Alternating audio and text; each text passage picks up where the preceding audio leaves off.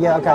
So he was questioning how can Jesus be God. Would you agree or not, just based on a historical context, okay, that when we look at anyone in history, whether it be Alexander the Great, Muhammad, Jesus, Moses, you have to go to the earliest sources about that person's life. Would you agree?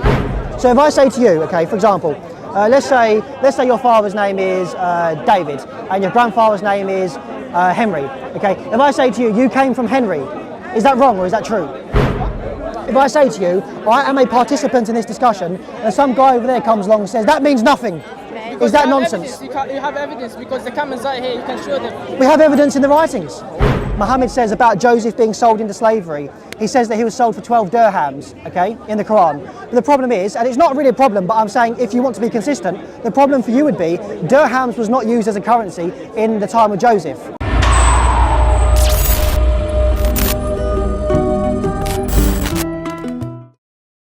Hell's too hot, man.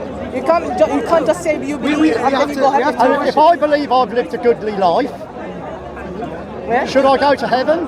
Because you believe I've led a bad life. You say good life. What do you mean by good life? What do you mean by I've done good to my neighbours, I've helped. Yeah, I know. But you're not strict part on of it. monotheism. But because I don't believe in Islam, does that mean I'm going to hell? Although I'm a good I'll tell you what, if you don't believe, according to us, if you don't believe, if you don't worship God alone, and if you worship other than God, then yeah, you're going to hell. Yeah. Well, let me explain. No, that's because I believe in my God, not your God. Yeah, but you believe in the creation. So, can I ask you a question? This is what it is all about. Because you were speaking earlier, sorry to interrupt, brother. That's all right, no, you were speaking earlier about Jesus being God or not. You were trying to disprove the deity of Christ, yeah? About Jesus? Yeah, I heard you earlier, yeah, okay. So he was questioning how can Jesus be God. Would you agree or not, just based on a historical context, okay, that when we look at anyone in history, whether it be Alexander the Great, Muhammad, Jesus, Moses, you have to go to the earliest sources about that person's life. Would you agree? But I need to be authentic. The Qur'an. We can get to that, but 1 second. The Qur'an says everything. One at a time, please. The Qur'an talks about everything about them, about Moses, about Jesus, about Muhammad. No, but the question is that the earliest source on the life of Christ, yes or no? It's not life of, the sources have been changed at the life of Jesus. So how do you know that? Because it's been changed so many times. There's 100. How do you know that? Do you have authentic narrations? Brother, hold on. So did you say there's 100 chapters of the Bible? A lot. I don't know how. Why does that mean the Bible's been changed? Because There's a lot of versions of the Bible. Sorry? There's a lot of versions Such of the as? Bible. Tell me. A lot like Paul, like you No, name it. Like there is no Paul version of the Bible. There is a lot of versions. There's a lot of Like what? Tell me. You're making a claim. Tell me. If what you mean, 1 second, brother. If what you mean is translation, there are many. Translation. Brother, 1 second. It's changed. It's been 1 changed. second. It's been altered. Okay, show me. Show me. How can I show you? I don't have the original version of the Bible. You're making the claim it's been changed. But Because yet everyone knows this. you're not. Even Christians themselves know this. No, we don't. Yeah, That's why we don't say it's been changed. Come on, man. They do know this. If you mean change in the sense of, hold on, brother. It's been added. You can take it over. That's fine. But let's go back to the original point. Okay, the deity of Christ. If we go to the earliest sources of the life of Christ, what are they? They are Matthew, Mark, Luke and John, and there's even some references of Christ before this in some of Paul's epistles. Wait. Show me. Wait. Are these Mark, Luke and John? How am I supposed to show you how it's Well, then why are you coming here making the claim it's been corrupted, Because we all but know you're not this, backing it up? How am I supposed to show you it? We all believe in pink unicorns. Ask me to prove it. Listen. How am I supposed to show you it? I could just say, no, I don't need to prove it. We all just believe in pink unicorns. Donkeys with a horse of a leg. Let me speak, man. I'm trying to speak, man. Let me speak. Peacock tail. If I don't have the fake version, if I don't have the original No, Bible, what you need if I to do don't have is, the original you need to Bible- prove that there is a fake version that's been changed to the point where it's no longer reliable. Show me, prove it. Because if it's a book from God, it needs to be 100% right. Show me why it's not right. Okay, I haven't read the Bible. I haven't read the Bible, but I can give you a verse. When it's talking about Joseph, and it says it says the Pharaoh and the Pharaoh or something like that. I don't know. Okay, I know the argument. Let me stillman your argument. Stillmanning argument is taking an argument and making it stronger. What you're referring to, okay, is that in the time of Moses, he would not have been called Pharaoh, he would have been called king, yes? Or in the time of Joseph, sorry. In the time of Joseph, he would have been called king, not Pharaoh, yes? Okay, do you know why he's called Pharaoh, not king, in the biblical narrative? Do you know why? Think about it. Because Joseph did not write this book. They are called the 5 books of Moses, okay? And Moses came after who? Okay, so if they're the 5 books of Moses, in the time of Moses writing this, okay, Wait, he- no. hold on, brother, hold on. But you're saying something is not right. Hold on, You're let me saying finish my Moses point. wrote the book. Let me finish my point. Okay, Okay, so if Joseph did not write this, but it was written down later on after Joseph, okay, then the author at the time would be using simple language in his time to communicate a particular office of a person in history. And do you know what? You shouldn't have a problem with this because you have the same thing in the Quran. For example, in the Quran in Surah 12, Muhammad, and by the way, I'm not having this as an argument against the Quran. No, brother, it's germane to the point. I'm showing you that writing styles throughout history have applied this same method, using your own language in your modern context to describe something back then so your modern day readers understand what you're saying. In the Quran, you have the exact same thing. And this, one second, I'm trying to get, brother, I'm trying to get to it. And I'm saying this doesn't disprove the Quran, I'm just showing you that writing styles, this is what happens. So in Surah 12, for example, Muhammad says about Joseph being sold into slavery. He says that he was sold for 12 dirhams, okay, in the Quran. But the problem is, and it's not really a problem, but I'm saying if you want to be consistent, the problem for you would be dirhams was not used as a currency in the time of Joseph, okay? So it wouldn't have been used, hold on, Surah 12, it would not have been used as currency in the time of Joseph, but all Muhammad's doing, and I grant this, it's perfectly fine, he's just using his modern day currency to describe the currency of the price of Joseph back then. So it's like, so one second, brothers, it's like me saying, okay, brothers, 1 second. It's like me saying, okay, brothers, 1 second. It's like me saying, okay, in China, the tea is for £5. It's not £5, but I'm using my currency in the context we're speaking in, so you understand what I'm saying. And I'm saying that's all that happens. Brother, 1 second. And that's all that happened in the time of Moses and Joshua. These books were written after the time of Joseph, so the modern day language was applied to historical time, and that's fine. The Quran does that. Every writing does that. Okay, you said the Quran does that. What verse? Okay, in Surah 12, I believe it's verse. Let me put it up. Okay, so it's Surah 12, verse 20. Some translations may say silver coins, but even in the time of Joseph, silver coins were not used as currency. And by the way, we need to make this clear. I'm not using this as an argument. Who told you that silver coins or dirhams wasn't used back then? Okay, do you know when dirhams came about? Oh, tell me what's Much later. You say that, but I don't know that exact. Tell me the. This is basic knowledge, my friends. Dirhams were not dirhams. And by the way, listen. You need to understand. Listen, you need to understand, brother. You're taking this as an attack against Islam. I'm not saying that. Which verse? Surah 12, verse 20. I'm just saying that historically, this is what writing styles and authors did. They used modern day language and applied it to a historical context, so their modern day readers understood what was being said. And by the way, I don't have a problem with Muhammad doing that. That's not a problem for me. That's not a problem whatsoever. That's okay. The Quran was sent from God, not from Wait, listen. That doesn't answer what I've just said. You said dirhams wasn't came until later. Until after Joseph. Until after Joseph. Tell me where's the evidence? Where's the proof that you have? Where's the evidence? Yeah, where's the evidence that you say dirhams came after Joseph? Okay. Tell me where's the evidence? Okay, all due respect, I'll give you one chance for that not to be your argument. Okay, that's my argument. Okay, that's you want to stick with that? Yeah, okay. Yeah. Okay. Okay, because dirhams. In fact, just simply do me a favour now. Do me a favour right now.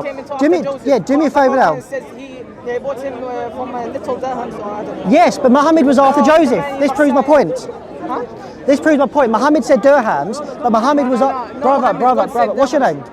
Don't worry about money. Okay, so Muhammad used dirhams in this context to describe how much Joseph was sold for, okay? Now, you might say this wasn't in the time of, how do you know this wasn't in the time of Joseph? Well, because Muhammad uses it, is what you're saying. Muhammad uses it because Muhammad came after Joseph. This is my point. He's using modern day currency, 1 second, to describe the price of Joseph being sold. Now, you seem to be missing the point. There seems to be a disconnect. I'm not saying that Muhammad is wrong for doing that. He's not. That's perfectly acceptable for Muhammad to do that. It's like me saying £5.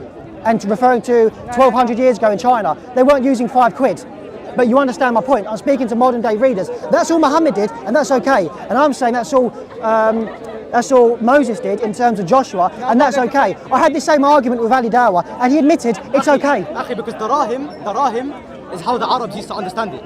Because back then, yes, I agree. They're not going to know every currency. I agree. That's okay. That's why Allah subhanahu wa ta'ala said darahim. My friend, you're missing my point. I agree. That's brother, you are missing my point. I'm saying for Muhammad to do that, that's fine. I agree. He should do that. In the context he's speaking in, he should say dirhams because that's what his audience understands in terms of currency. And that's what Moses done in the 5 books referring to Pharaoh, because that's what the modern day readers and our readers now understand. That's all that happens. There's not a problem on both sides. Do you understand? Thank you. So what I'm saying is, I'm pointing out that your argument here is inconsistent.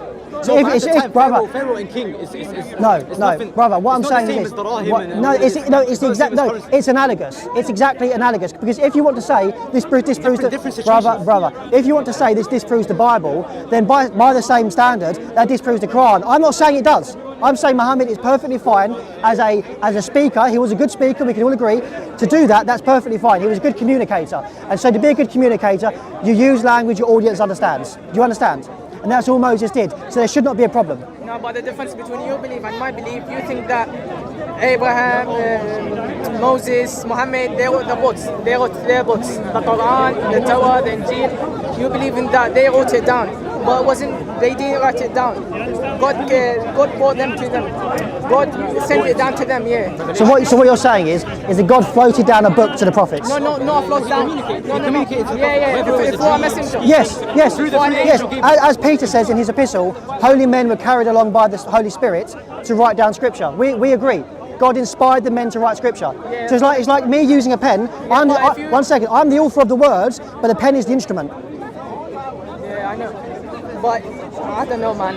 Listen, if you listen, your belief is different from my can I belief. just say, if you're not, you're just saying you don't know. If you're not ready to continue, brother, if you're not ready to continue the conversation, I'm happy to shake hands here. If you think about it, that's all. I'm ready. I'm just. It's hard. It's difficult for me to express what I'm saying. That's okay. Because now let's go back to his argument. So you agree? So hold on, brothers. So you agree? So you agree? There's, okay, I have no idea what you're saying, but continue. No, we finished. Okay, continue. Continue about what we're talking about. You said you want to make another argument. No, I'm going back to the original argument when he said that God only wrote one book to Jesus, and he came now with like multiple books now. Okay. So we don't believe. Okay, so this is where we're misunderstanding each other. We don't believe Jesus was given a book. We don't believe that. We believe Jesus preached a message, and his disciples wrote that message down. So the message from who? The message from who? He said, "I speak which the Father gives me." Okay, so when he speaks, they need to write it down like word for word. No. So what happens is they did not. I don't believe, and no Christian believes, that when Jesus was walking along, the Bible writes that the gospel authors were walking behind him, writing down every sentence, every breath he took. No, but they wrote down the message he preached.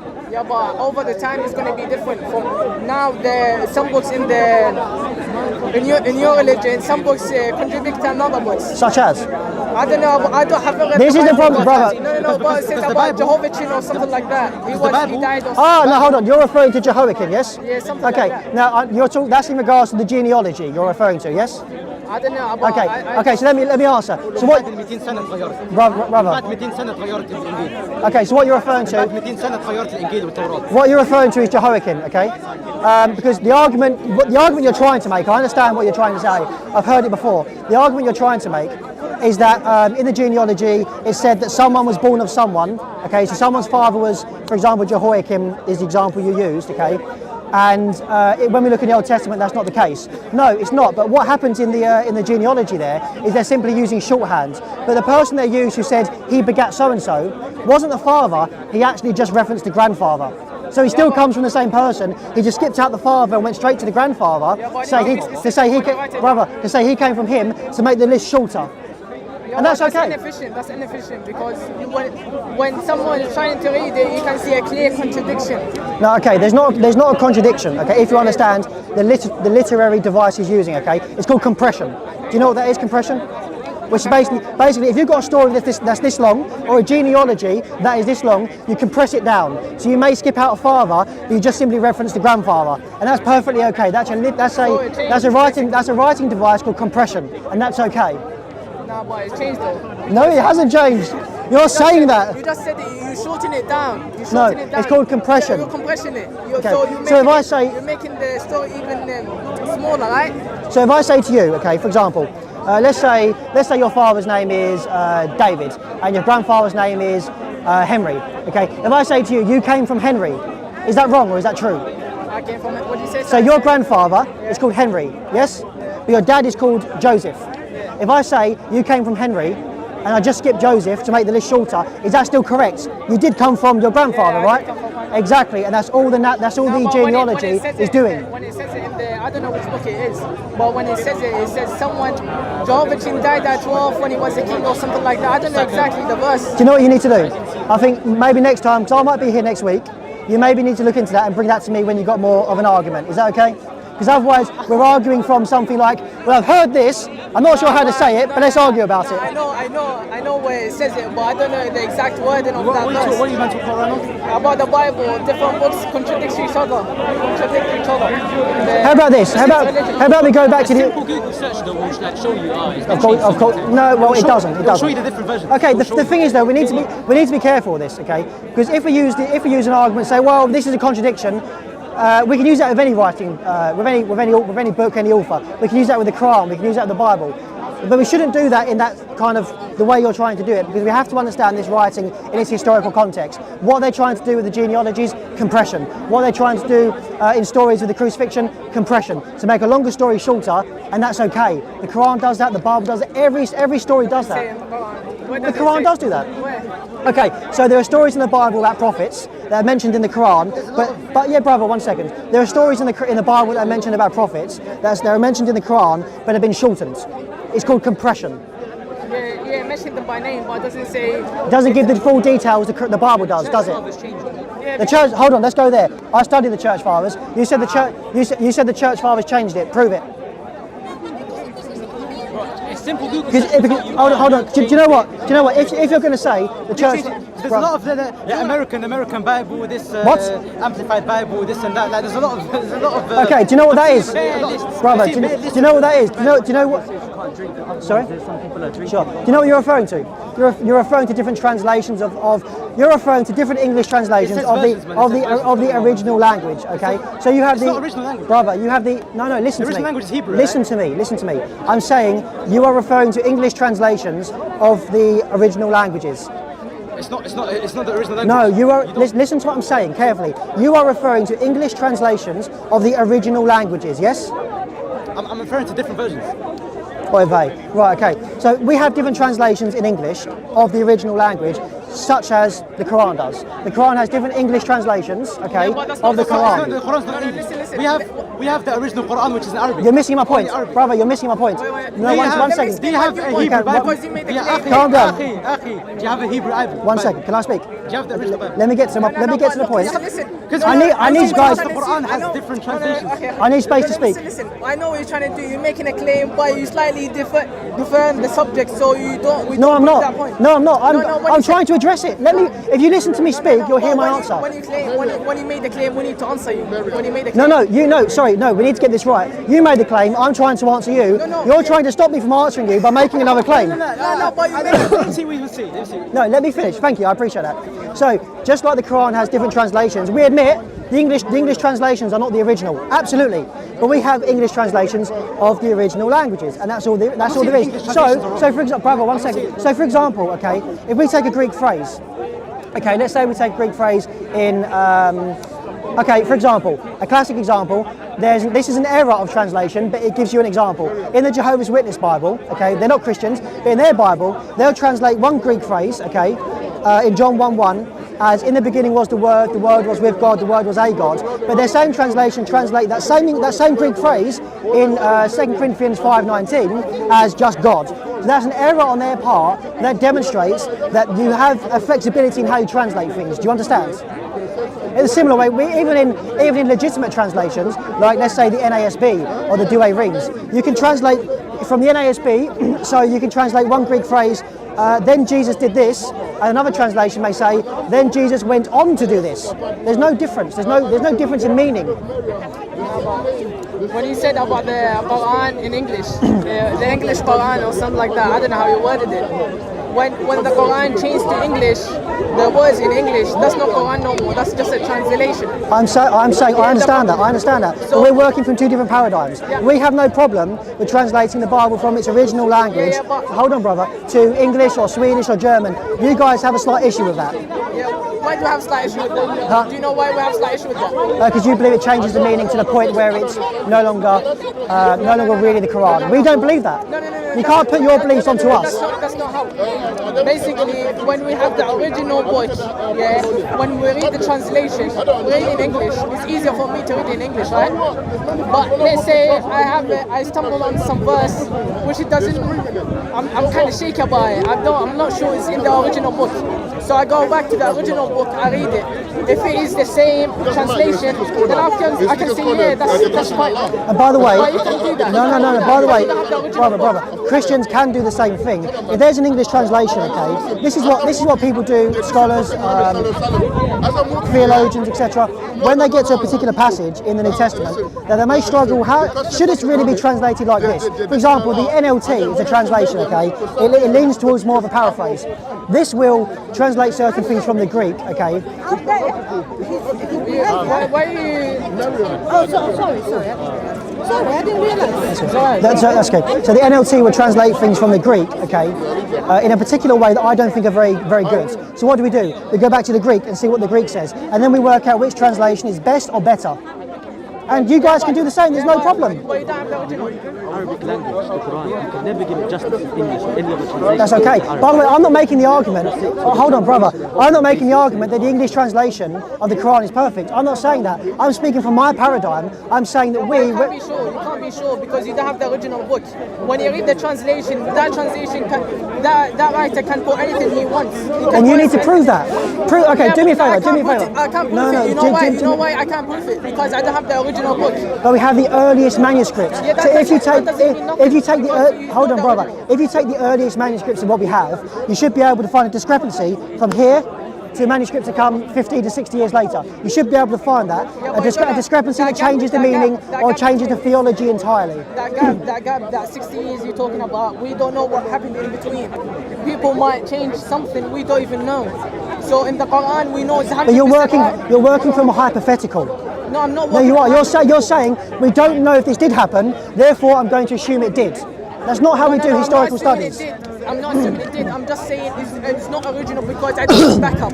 When I'm reading the translation you books have, it's not the original, so I don't have any backup to go back to the original book. But we go back to what we have, the earliest manuscript. Yeah, do you know what? Can earliest, I, but not the brother? original. Do you know why we don't have the original manuscript from Mark himself? Do you know why? Do you know why? Sorry. Because, for example, many things in those times would have been written on pretty flimsy material, because it would have cost an absolute fortune, okay, to have the Bible written down on animal skins, which would be the better way to do things because of longevity. It would last longer, okay. So because not everyone could afford to do that, the Christians wanted to get the message of Christ out as quickly as possible, so they used things like rock, stone, flimsy kind of paper that would deteriorate over time, okay? So we don't have the originals, granted, because it's 2,000 years, we're not expected to have the originals. But what we do have is the earliest copies that go right back to the 1st century, or 2nd century. Yeah, I know. I'm not saying that you should have the original. I'm just saying it's not good enough that you don't have the original because you don't have any backup to go back to. In the Quran, we have backup. Just learn Arabic. Then read the Quran straight from God. It's 100%. You're presupposing it's from God, but if I can show you a discrepancy within the Quranic narrative about the life of Christ, then you have an issue. Then you can say it's not from God. For example, brother, as I referenced at the very beginning of this conversation, the easiest way to disprove Islam is to look at the historical life of Christ. Because we both claim Christ for our own, yes? You claim Christ as your prophet, I claim him as my Lord, yes? Yes? Okay, so when we look at the earliest testimony of the life of Christ, okay, what do we see?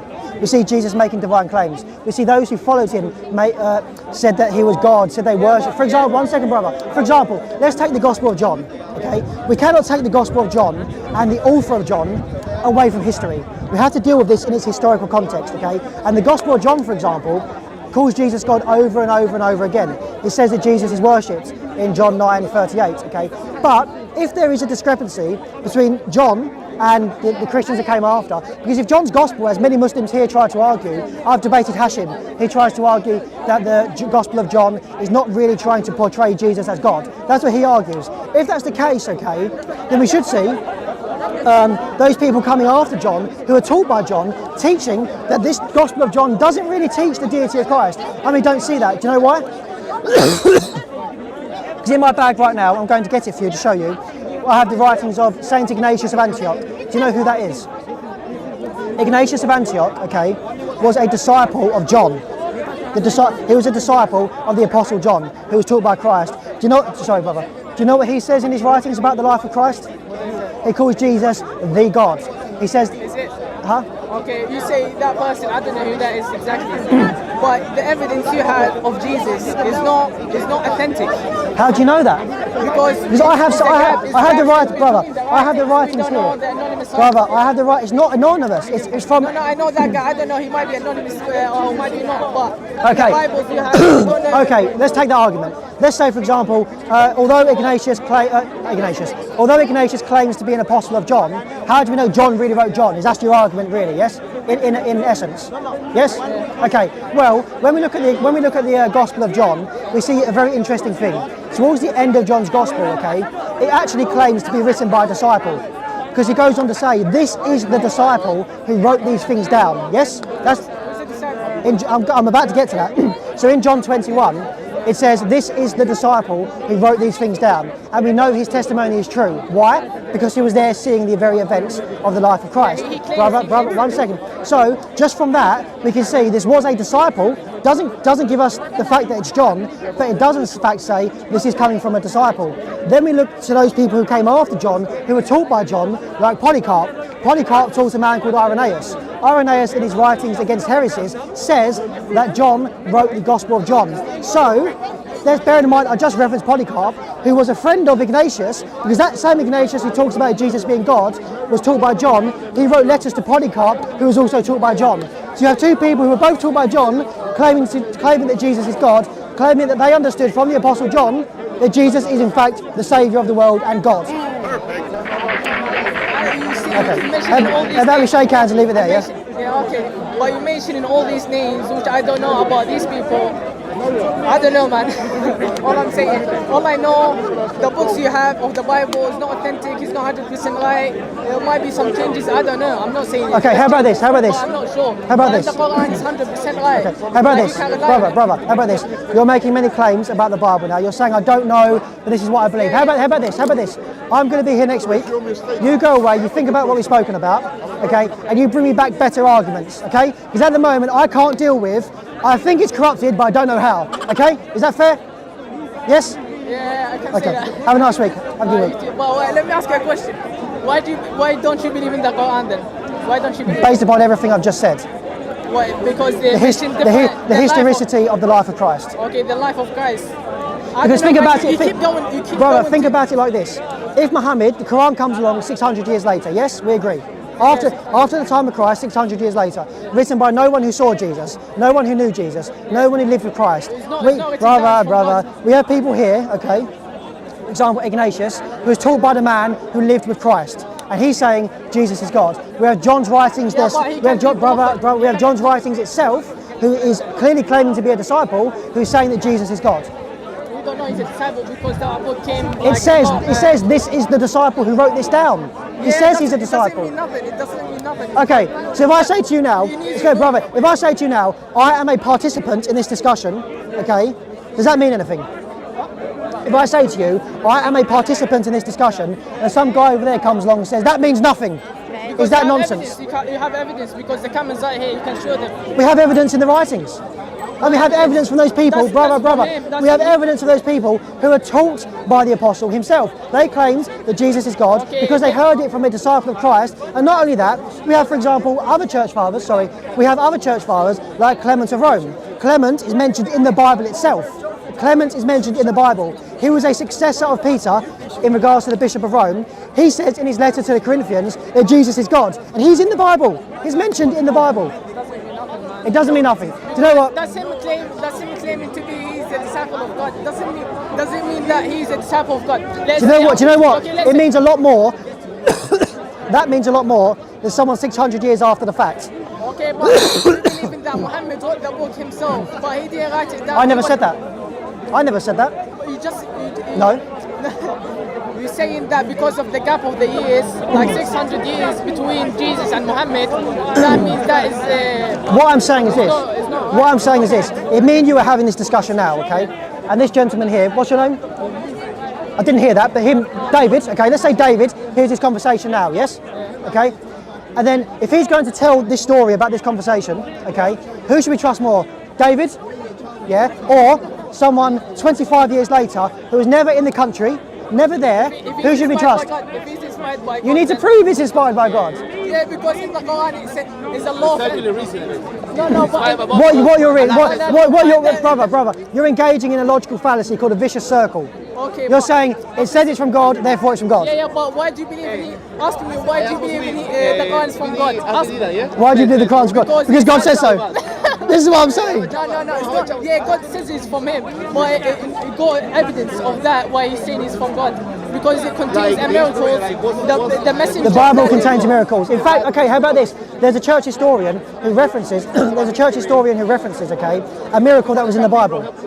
There was a reference in the Bible to a church historian, okay, who says that, you know, when the sun darkened in the crucifixion account.